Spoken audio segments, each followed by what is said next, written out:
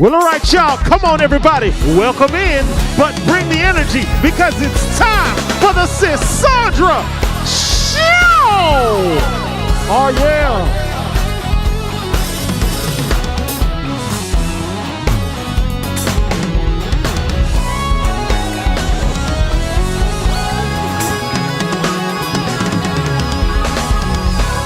Yes. Hello, everyone, and welcome to the Sisaundra Show.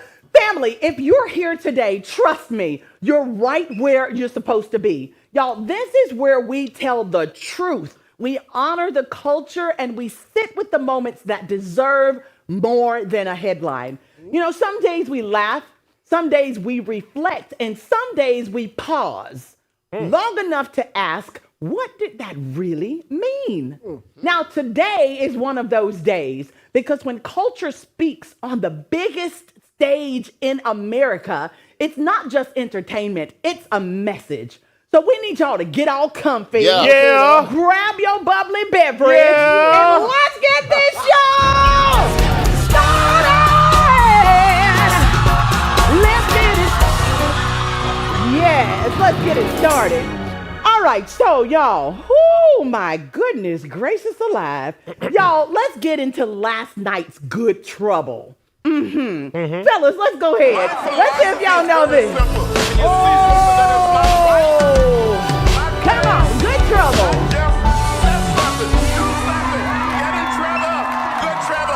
Yes, y'all, that is good trouble. It's necessary trouble. So last night was one of the biggest nights in history. Come on, and one of the songs, y'all know everybody trying to sing it. We got to sing a little bit of it, guys. Sing a little bit of Y'all it. help me sing a little bit of it. Come on. We don't know how to sing it, but we're going to try. Bring it on. Are you guys. ready? I'm ready. Can I get a uno, dos, Hey.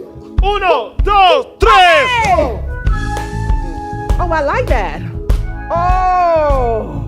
Y'all got your lyrics ready? Here we go. Debí tirar más fotos de cuando te tuve, de darte más besos y abrazos, las besos que puede. Come on. Ojalá que los míos nunca se muden y se olviden pronto, pues que me ayuden. Come on, guys! Hey, come on! Hey! Ojalá que los nunca me ayuden. Oh, whatever. Stop, guys. You know what? Woo. Bad Bunny did it best last night at the Super Bowl. Yeah. Family, we are trying to brush up on our Spanish. Yes, ma'am. So we can join our brothers and sisters from Puerto Rico. Yes. Last night performing at the Super Bowl. Listen, it wasn't just a halftime show. This was a message wrapped in music. Now, what Bad Bunny did last night wasn't about charts, choreography, or crowd hype. Y'all, it was about history, power, and who gets to be seen. Because when art shows up on the biggest stage in America and starts talking about land, labor, love, displacement, and neglect, that is not entertainment. Y'all, that's some good trouble. So let's slow this down and break it apart piece by piece. Okay? So together we are America. Y'all, that football wasn't random. America is constantly debated. Who belongs? Who counts? Who's real? Bad Bunny put the answer in our face. America is a collective, not just English speaking, not just mainland, not just documented, not just comfortable. That football said, you don't get to gatekeep identity. Now that was powerful. I love it. Sneak When I tell- diss. Yeah. Yes, right? Yeah. All right, so the fields and the workers and the sugarcane, y'all, check this out. Opening was, they were in tall grass with laborers, wasn't aesthetic, y'all. It was ancestry.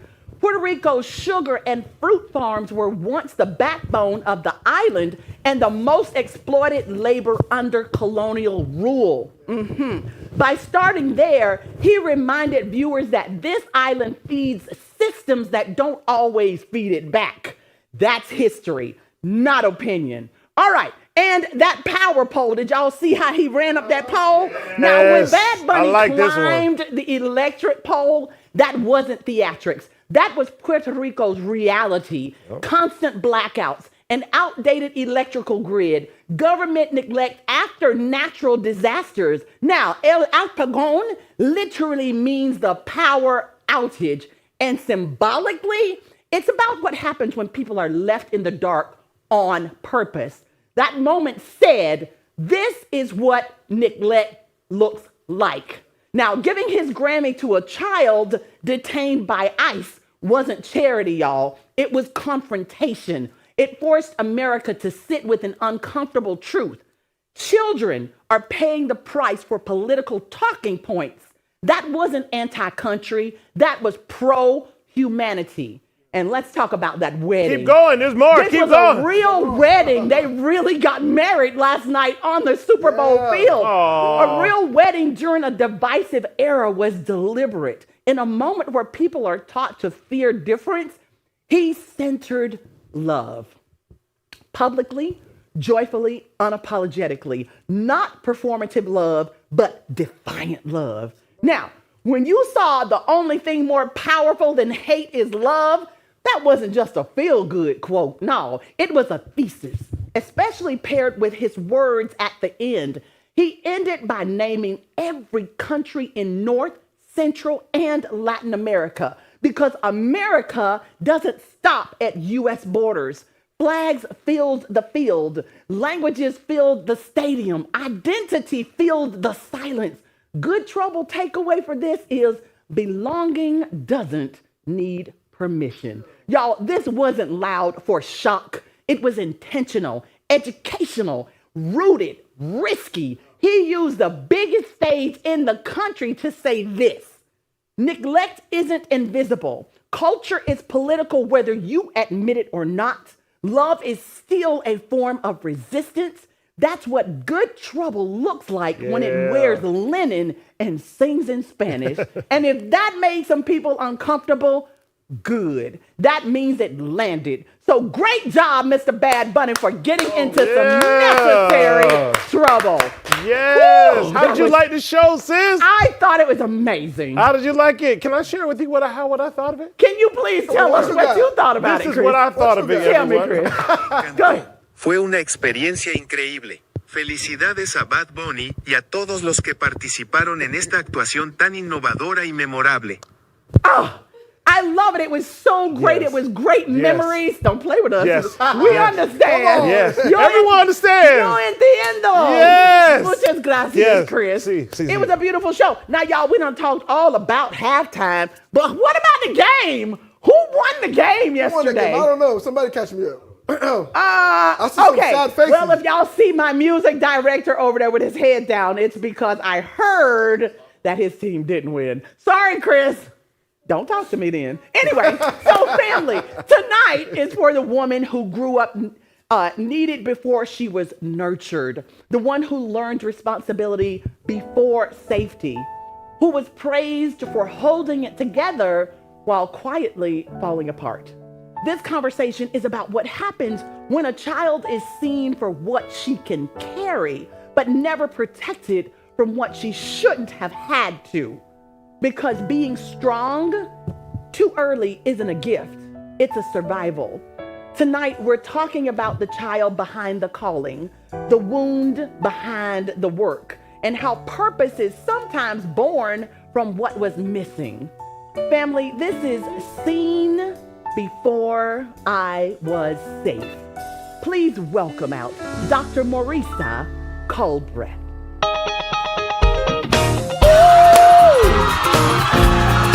Yeah!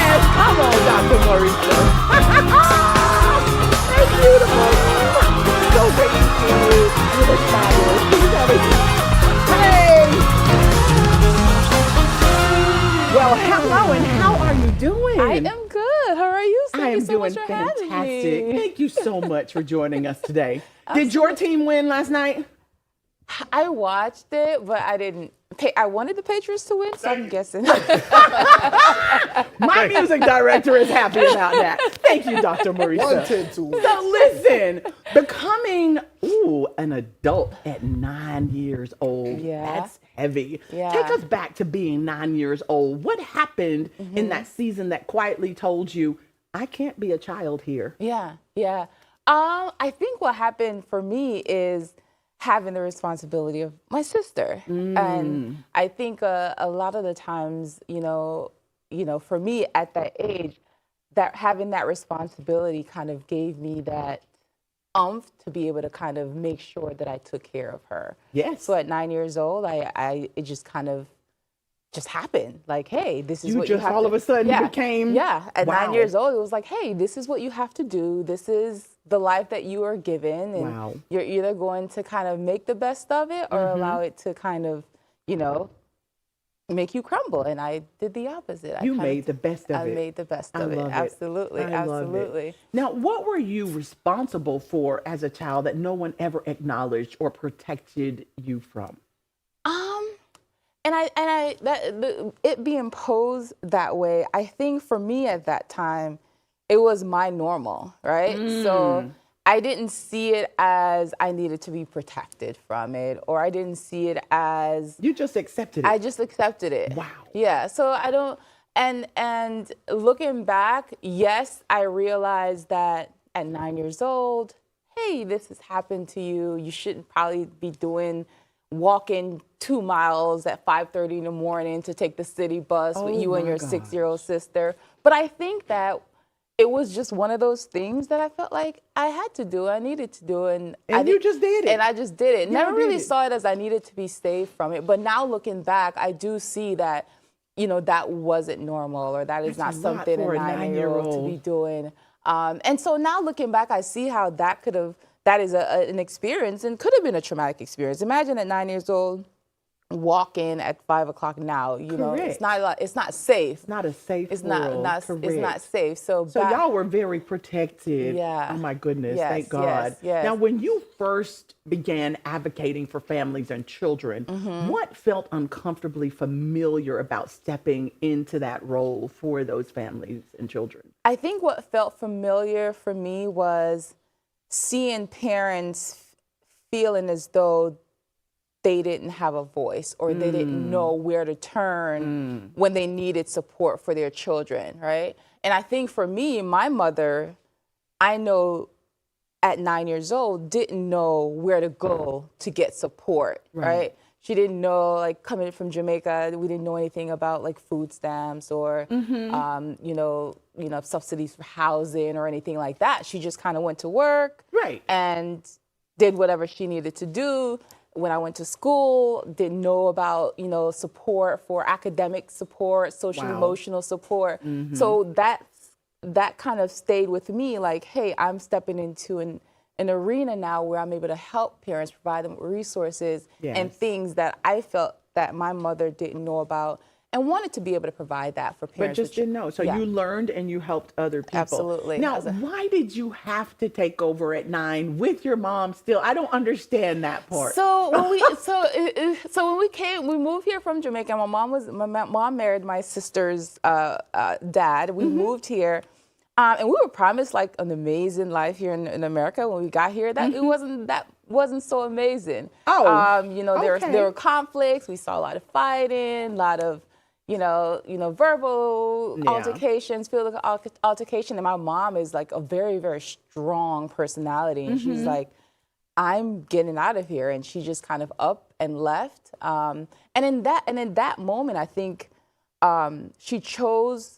Looking back, and then people are like, oh, she just left you and your sister. But I think she chose herself in that moment, right? She decided to be selfless, but she left us with people that she trusted, and she knew that they'll provide those somewhat basic needs. We'll have a roof over our head, we'll have food, we'll be able to get to and from school. Yes.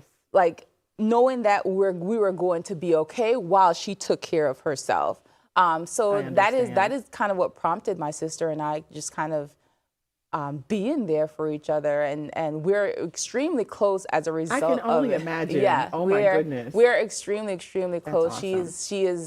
She is my best friend. She's my confidant, and I think that experience. I look back at it, and yes, it was sad, and maybe someone else may not have the ability or the perseverance to live through that, but I think that shaped who I am today. Yes, I'm sure it did. Yeah, Where is Mom today? She's retired. She's in Jamaica. She goes back and forth from Jamaica, and she's in West Palm Beach. So and you all have a great relationship. We have a wonderful relationship. I love that. Yeah, I love that. Look, even Jesus left us to go prepare a place for us. Yes, so, yes, absolutely. So sometimes parents, people have to go away, set things up for us, and praying that we are safe where we are until they can come back and be with us. Absolutely. So when you founded We Care Support Services in 2017, what was happening internally that made you say, I can't watch families navigate this alone? So I had twins in 2015. So Congratulations. So I think what prompted is a couple of things. So of course I had my girls in December 2015, and then I was home for a little bit. I went back to work fairly quickly. And then it was like during a time where my girls were getting ready to go to daycare. And when I went back to being a school psychologist, I realized when I came back I had a little bit more oomph or drive, and I wanted to do more. I felt like I needed to do more. And I saw that there was a gap, especially in the high school that I was in. When I went back to that high school, parents were having some difficulties navigating their children with disabilities transitioning from high school to independent functioning. So that's them transitioning from high school to the workplace, or transitioning from high school and going to college. Yes. And I realized that when I was sitting in these IEP meetings, parents didn't know how to navigate the process. And if they wanted to get help with navigating the process, they had to pay lots of money to advocates that come in and say, hey, this is what Miss John is asking for Sam. And that costs parents a lot of money. So when I started We Care Support Services, it was built on advocacy and giving families resources and support that was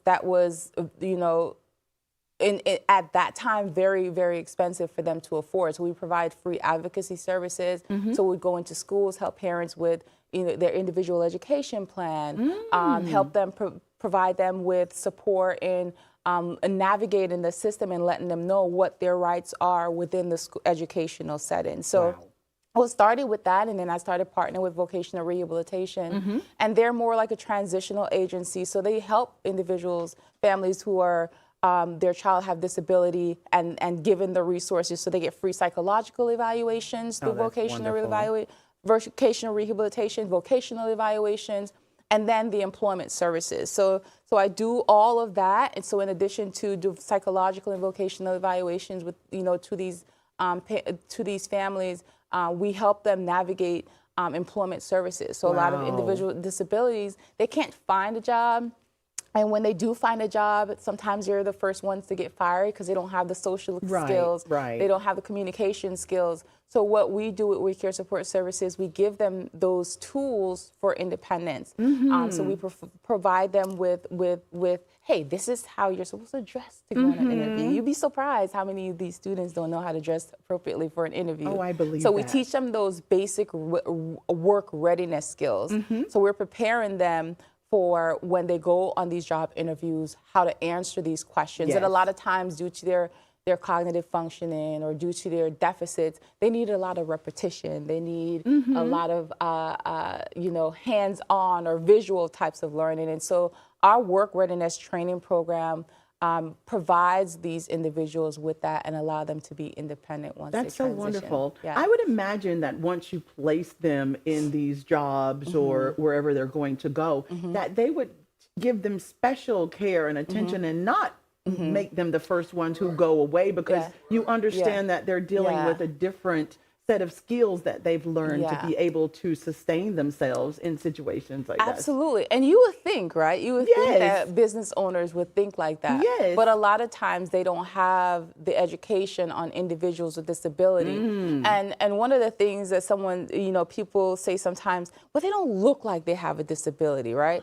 So what does that look like? And we do have clients who they are individuals who appear to be, within the normal range, right? So they don't look like they're autistic. They don't look like they have ADHD. They don't look like they have severe mental disabilities. But some of the times when these individuals go in, because we've trained them so much, they do so well on the job interview, and they go in, and now their manager is saying, I need for you to do this, this, this, and that, right? Sometimes our clients, they can't do multi-step direction. Right. You need to give them one thing, make sure that they acquire those skills, make sure that you provide them with training and repetition. Correct. And then, hey, you've learned this, now that we can move on to something else.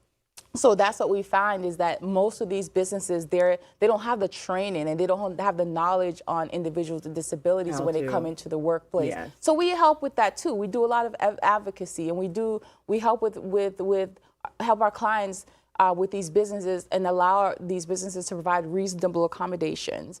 And so these businesses know that they by law they have to provide reasonable accommodations, and a lot of times they don't want to. But once they know that they have an agency like ours, where our employment specialist goes in and advocate on the behalf of our clients, then they feel a lot more comfortable. They'll feel a lot more comfortable. And I think a lot of it comes with education too, right? So a lot of these businesses, they don't know. And so once we're able to give them the tools, like say, hey, this is Johnny.